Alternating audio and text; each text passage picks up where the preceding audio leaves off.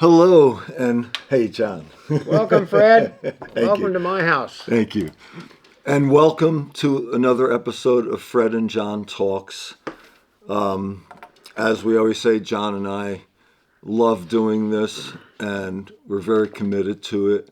We hope that you get something out of it, get inspired, get uplifted, have more hope in your life. Because as our regular viewers know, but for those of you who may be tuning in for the first time, we've done a lot of videos about loneliness and what to do about it because it's an epidemic.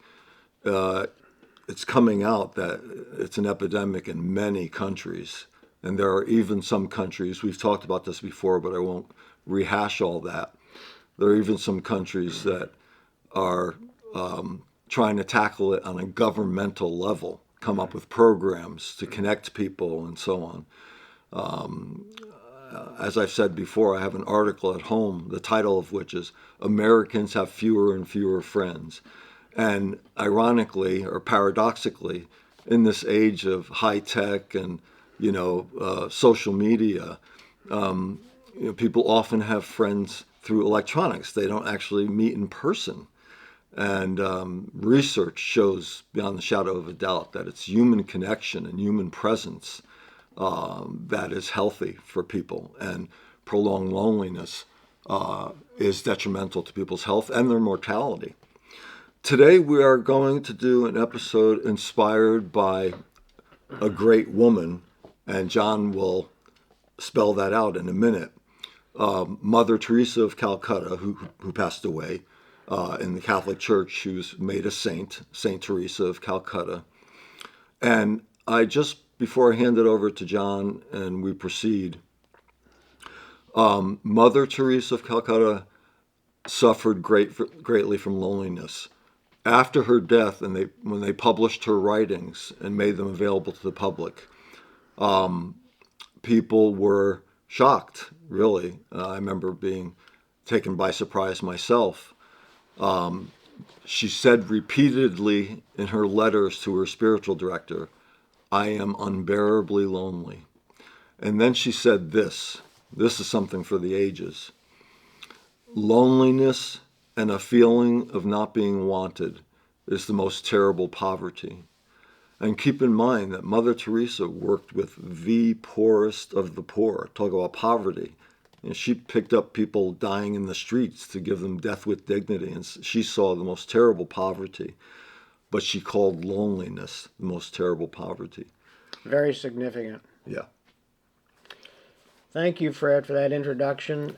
We're going to read some passages which are of Mother Teresa's writings, and it comes from the book, The Joy in Loving. I'll put that up for you. Let me get a close-up of that. Get a screenshot, Fred. Yep. Hold it down more, Lou. Okay, there's the book. Thank you, John. Very, very inspirational book. It's even significant, Fred, that a movie that was made about Mother Teresa, it was screened at the 40th anniversary of the United Nations, and the General Secretary, Javier Perez de Cuellar, presented her to the gathering with the words, "I introduce to you the most powerful woman in the world." That is really saying something. Very, very important. And what was her power? It can be summed up in one word. It's 4 letters, and it's not a cuss word. Love. Love. Oh, yeah, Love. 4 letters. Yeah. Right. I'm going to read one, Fred, of her passages that speaks to me because I'm a retired physician, and we're going to expand on these readings and notes of hers as we feel led.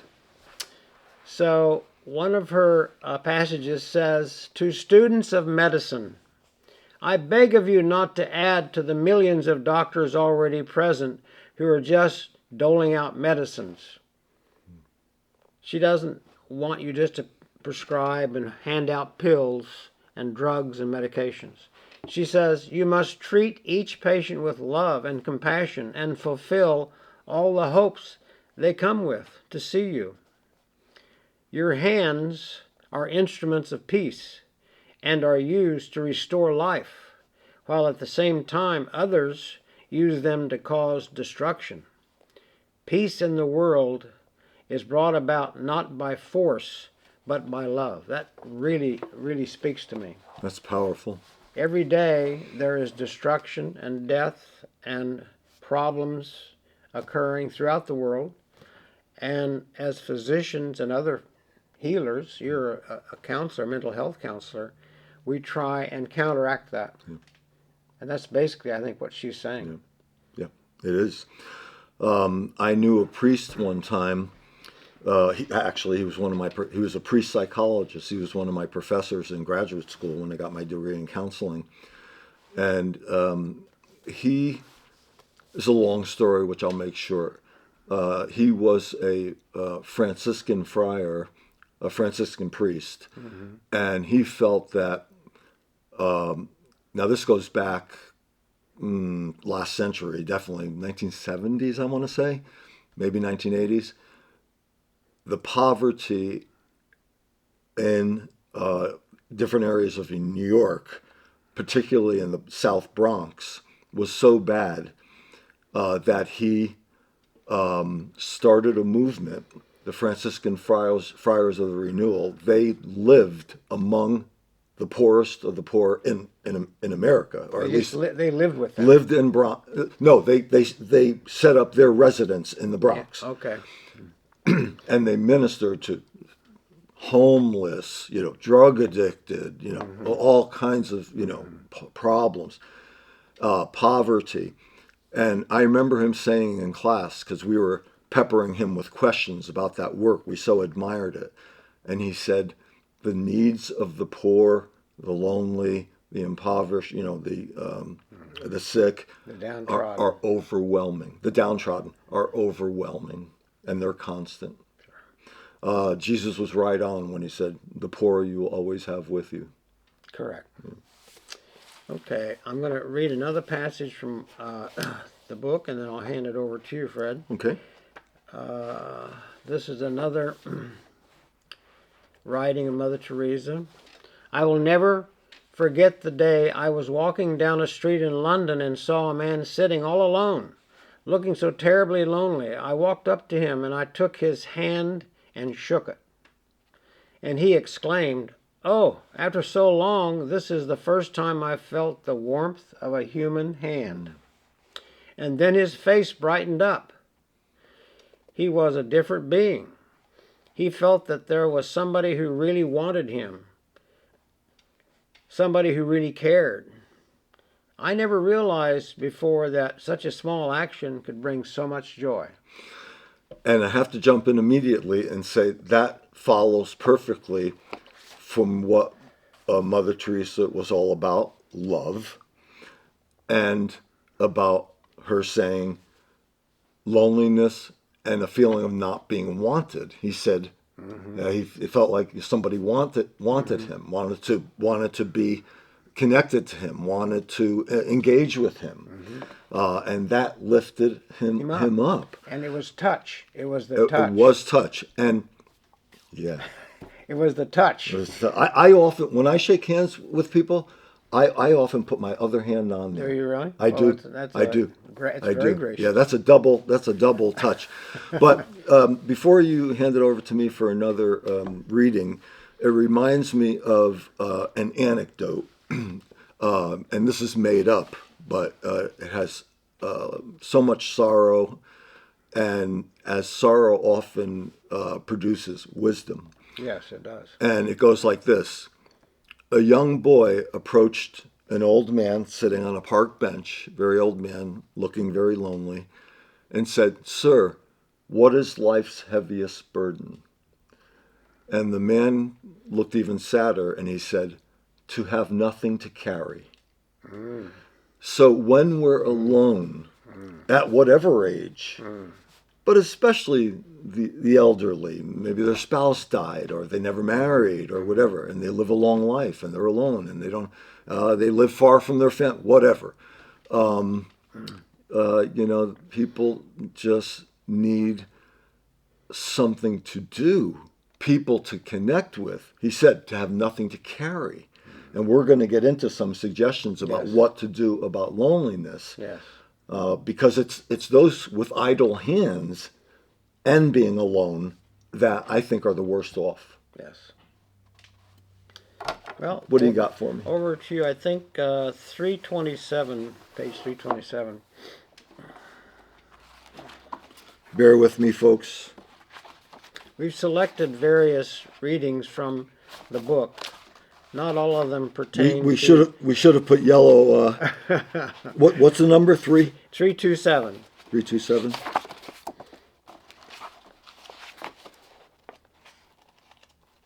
Oh boy. I was going to say we should have put yellow post-it notes. Okay, 327. Children long for somebody to accept them, to love them, to praise them, to be proud of them. Let us bring the child back to the center of our care and concern. This is the only way the world can survive, because our children are the only hope for the future. As older people are called to God, only their children can take their place.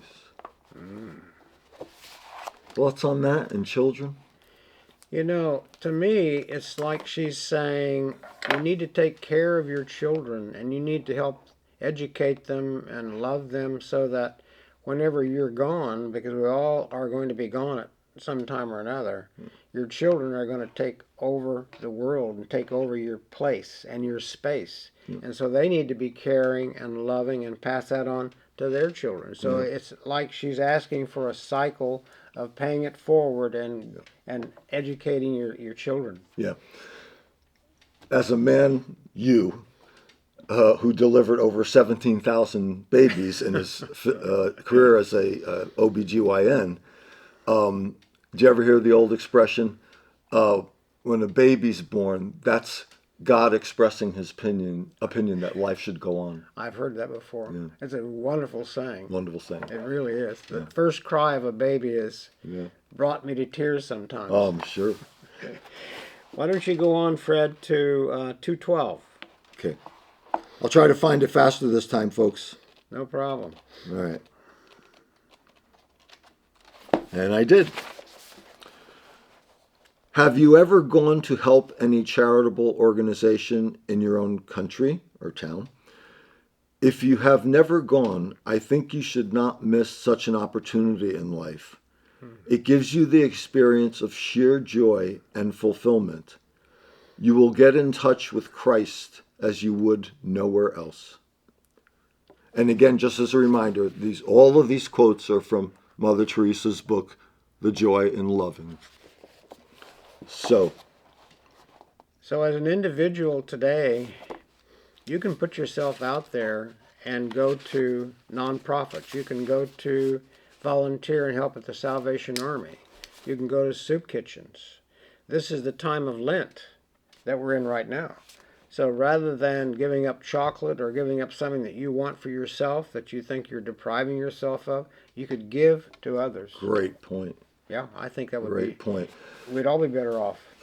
Case in point, and you've met this guy, I won't mention names, but one of the guys who comes to our monthly fire pit night, he's retired, he goes and sits with the dying at our local hospice. And he comforts them, those who are still able to talk and they're alert. And even when they're sleeping, he sits beside them, and makes all the difference. Mother Teresa, death with dignity.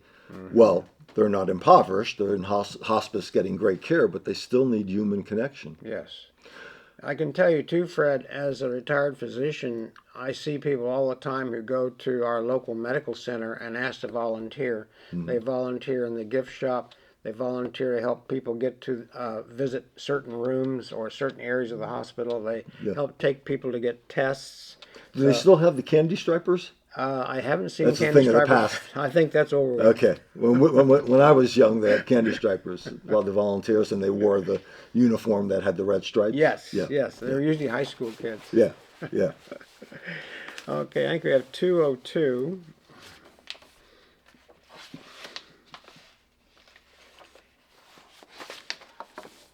Start by making your own home a place where peace, happiness, and love abound through your love for each member of your family and for your neighbor.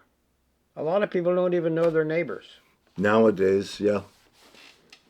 Nowadays. Start by making your own home a place where peace, happiness, and love abound. Let's reflect on that a little bit, and if you don't mind my sharing, I will forever be grateful. I'll go to my grave with enormous gratitude for growing up in a household where people gathered. I had a lot of aunts, uncles, and cousins. They were over a lot. My parents had the gift of hospitality. Because you're Italian, I'm Fred. Italian, yeah, and a lot of things centered around food, the meal. But also, I'm grateful for being born. I was born right in the middle of the baby boomer generation, and lived on a dead end street. And there was a main street, and all these dead end streets off of it, and there were kids everywhere. And I thank God we didn't have social media or cell phones like they're an attachment to our arms, You were always with people. Well, there was a park. There was a park behind your house. There was a park behind my house, a huge park. I called it my backyard. It was through a little patch of woods. But I say all this because I'm grateful for having grown up being with people in person, not being, cyber friends. Yes. Yes. Is that really being a friend if you can't touch or see somebody? Right. I don't know about that. Yeah, I remember that story of yours about living by a park, and that also means that people today, a lot of loneliness we believe is a sensation and a feeling that comes from within. You can maybe do something about that if you decide to go for a walk in the park and stop and talk to somebody. Talk to people walking their dogs. Before we went on camera, folks, I was telling you that I've always been this way, and I don't do it in a forced way. I do it in a very natural way. Wherever I go, and rather than getting long-winded about it, I'll focus on going to stores and buying products. Mm-hmm. I talk to the workers. I talk to the checkout person. I talk to other people who are shopping if they make eye contact, and very personable. And I was telling you the story about how just yesterday I went into one of our local big hardware stores, yes. And I had two wonderful exchanges with two different workers there. Both happened to be women, but they were just delightful, and we had this. I had a very long conversation with one of them, and I just believe in it lifts me up, and I believe it could lift another person up who may be working there, hate their job, be lonely in their own life, going through a divorce. You never know what's below the surface. Listen to this one simple sentence that she wrote. We can never know how much a good simple smile can do. That's what you're talking about. Wow. We didn't script this, folks. We did not script this. That's a good follow-up for what you're talking about. Yes, it is. It's that interaction with people that you can't get on a cell phone. Yes. Or through email. Yes, and now it's time to quote Aristotle, the great Greek. Go right ahead. The great Greek philosopher. Go right ahead. He was a pupil of Plato. He said, "The most important thing in life is friendship." We talked about that, Fred, at the very introduction of our YouTube. Yes, that's why we do this.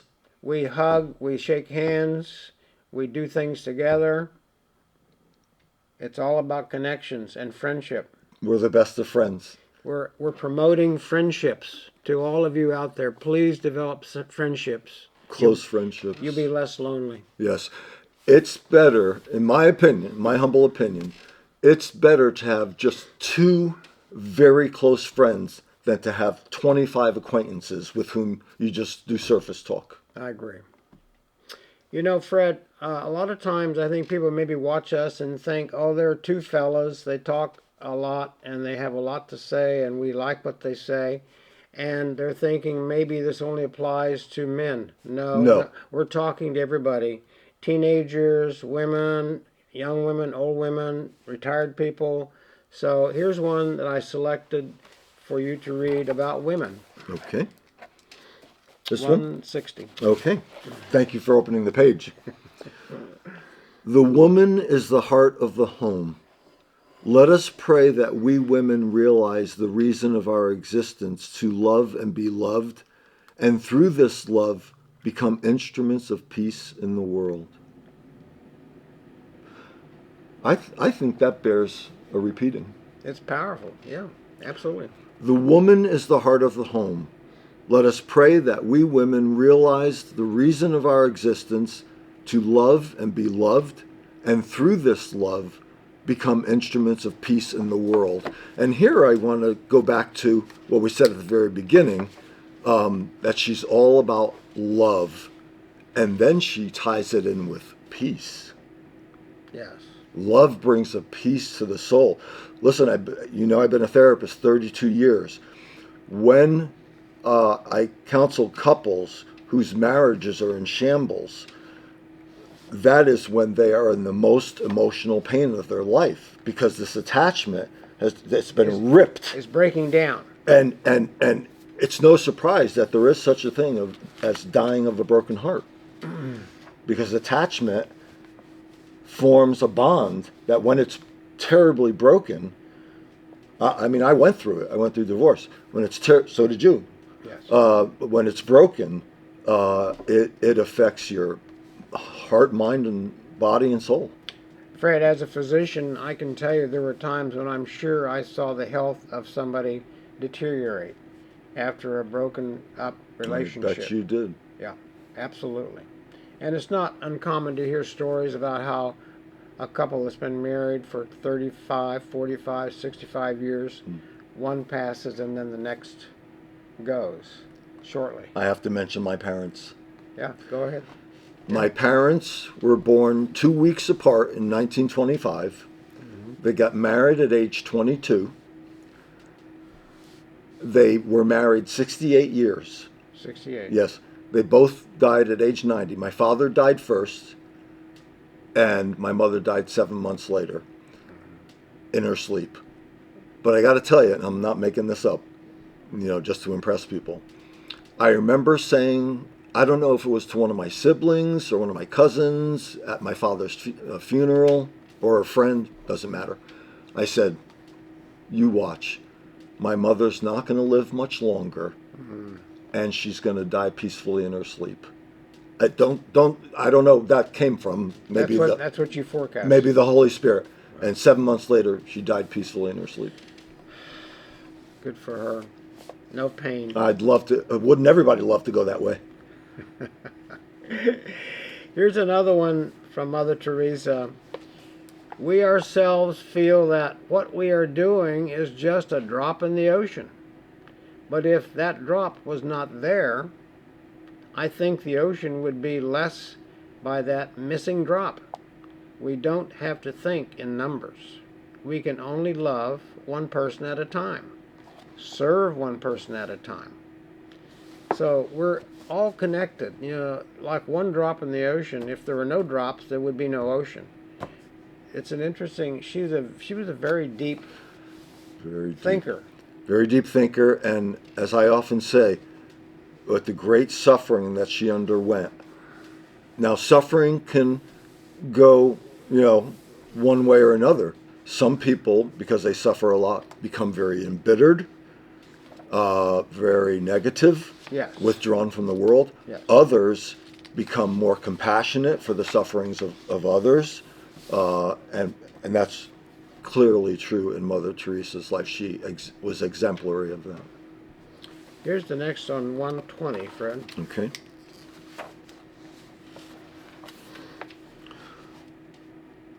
A gentleman once asked me what we should do to remove poverty from India. I said, if you want to love the poor, you must share with them. If you want to remove poverty, share with the poor. that characterized her whole life. It did. And as I was saying earlier about the Lenten season, rather than thinking that you have to give up something personally that you really like, what if you shared with people? Yeah. Shared your time, shared your money. You were saying before, but I'll repeat it. Volunteer at a charitable organization. Yes. Reach out and, form a small group at your church for, whether just for socializing or for a Bible study. There's countless ways. I'm just naming a couple. But church is a good vehicle for making connections, rather than just going to church, getting in your car, and going home. Correct. Okay, I think the next one I sampled was 105. I'll go ahead and read that and then hand it back to you. Are we almost done? We have a couple more. Okay. Let anyone who comes to you go away feeling better and happier. That was the point I was trying to make about my story about going into the hardware store. Oh, the stores, yes. Yeah. So, let anyone who comes to you go away feeling better and happier. Everyone should see goodness in your face, in your eyes, in your smile. Joy shows from the eyes. It appears when we speak and walk. It cannot be kept closed inside us. It reacts outside. Joy is infectious. Infectious. I'm like you, Fred. Whenever I go to the grocery store or I go to the hardware store, or even if I have an opportunity in a filling station or a fast food place, I interact with the staff. Great. I may make a joke. Yep. When I go play pickleball now, I think it costs $3 to play pickleball per day. Inside. So my wife, this is a good story. My wife for Christmas gave me a pickle jar. She washed out the pickles, cleaned it out, and she folded up dollar bills into squares and put it inside the pickle jar and gave it to me for Christmas and said, "This is your pickleball money." Your allowance. So every the day, wife holds the purse strings. She holds the purse strings. So every day when I go play pickleball, I open up the pickle jar, I take out 3 folded up ones, put them in my pocket. You never told me this. Yeah, this is good. And when I get to the counter at the War Memorial Building where I play pickleball, I take them out and I put them on the desk and I hand them to either a young woman or an older lady that works there, and I say, "I just made these this morning. I'm sorry they're folded up. One of them I think is a $100 bill. I can't be sure. They're supposed to be ones. It only costs $3, doesn't it?" And they'll say yes. And I'll say, "I think one of them may be a $100 bill." And there's a tip. They grab it. And then last week when I went in, I of course they know this joke now, so I lay the folded bills down. Yeah. And one of the ladies said, "Well, I sure hope there's 100 in there today." Yeah, right. That's a great story of, making people go away happier. Demonstrating that's what they're Mother happy Teresa to see is talking you. about. They're happy to see you. Yes. You engage with them, and people are lifted up. Oh my gosh. That's funny. All right, so 105, I think 92 is next. I thought you'd like that. Oh, that was great. Oh, I like this one. Mother Teresa says, "I do not think I have any special qualities. I don't claim anything for the work. It is His work. I am like a little pencil in His hand. That is all. He does the thinking. He does the writing.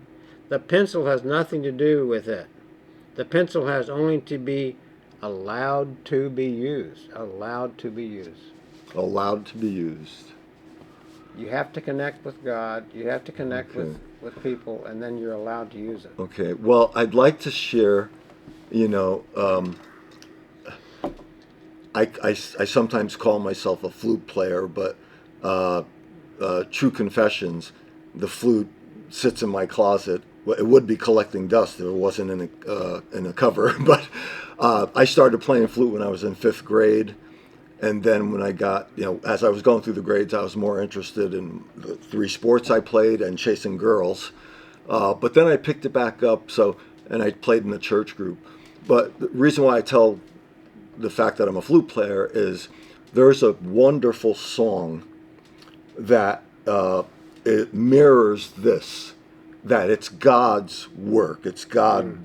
She's the instrument. She's the pencil. She has no special qualities. Yeah. So in this song, I can't even remember the name of the song, but it goes, like a pipe the shepherd plays, let nothing of myself remain in me, that empty in your hands you can play your music through me. Through me.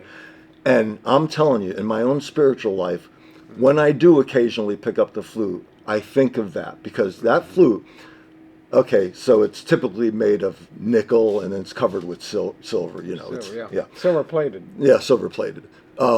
If before my fingers started putting the notes down, it started just randomly putting its own notes down, it would get in my way. I'm the, and the same with my vertical relationship with God. If I am too much in the way with my ego or my ideas or what I think is best without praying about it, pondering it, and asking, and I ask God in my counseling ministry, in my friendships, in our men's group. We pray before each session. We pray before we do these videos. Yeah. I say, God, please help me to be a effective instrument in your hands, like a pipe the shepherd plays. You can play your music through me. Here is Mother Teresa introduced at the United Nations as the most powerful woman in the world, and yet she has to say, I'm not that important. Yes. Yes. But the man or woman who wrote that about her was a pretty wise person, because the most powerful force on earth is love, and Mother Teresa embodied that. Totally. All right, and we have a couple more here.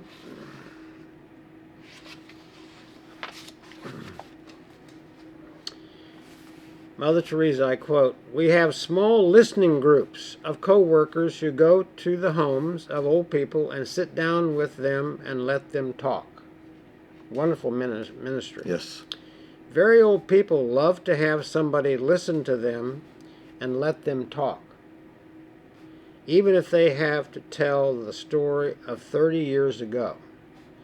To listen when nobody else wants to listen is a very beautiful thing. Oh, I mean, that really touches my heart. It's to listen. There's so much talk in the world, whether it's on television, other kind of outlets. It seems like we're totally crazed with information and noise. Bombarded. And you can't even listen to it anymore. But whenever you sit down with someone one-on-one, and we hope that we're one-on-one with you through YouTube, that you're hearing what we say. We'd like you to listen to what we have to say.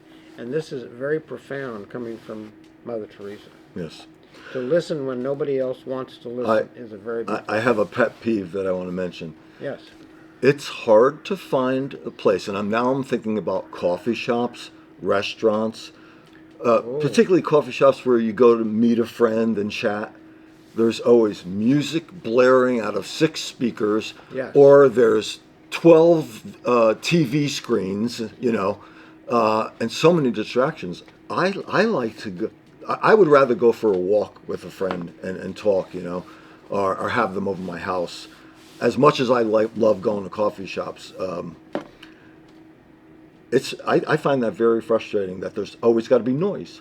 And they used to call it noise pollution. Yeah, it's not always that peaceful, even though many of us like the ambiance of a coffee shop, the aromas, the smells. Yes, I like some things about it. And I think friendships are fostered there and connections occur there. Yeah. But sometimes they're not peaceful. I don't find them peaceful, because in one coffee shop in our town, I tried to sit in like 5 different chairs, and there was a speaker over my head. Yeah. It seems like no matter what restaurant I go to, there's always a speaker above me. Yeah. That interferes with me hearing what somebody's saying. Yeah. Fred, why don't you round us out with the last one here on 386? Okay. Be glad to do the honors. Thank you. There is no great difference in reality between one country and another, because it is always people you meet everywhere. They may look different, or be dressed differently, or may have a different education or position, but they are all the same. They are all people to be loved. They are all hungry for love. And how appropriate that we're going to end Yes. this segment with the last word being love. Love. And how, no matter where you are in the world, United Kingdom, Australia, Pakistan, Turkey, Canada, people are the same. They need connections. Greenland, Iceland, Iceland, doesn't matter. Ukraine. We all need love, and we all need connections. Everybody's got a hungry heart. There's a song. Like, everybody's got a hungry heart. Was that Bruce Springsteen? I think it was Springsteen. The Boss? Yeah.